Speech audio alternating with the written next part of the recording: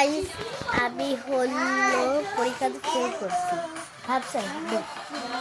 আমার রোল হয়েছে আগে ছিল 8 এখন হয়েছে 3 অবশ্যই আমার জন্য দোয়া করবেন আর গাইস আমাদের ভিডিওতে কমেন্ট করো না কেন প্লিজ একটা কমেন্ট করবেন লাইক করবেন প্লিজ আমি অনেক কষ্ট মনে করছি আমি ভিডিওই বানাই ভিডিও চ্যানেলে শুধু ভিডিও এটা একটু মোটেও না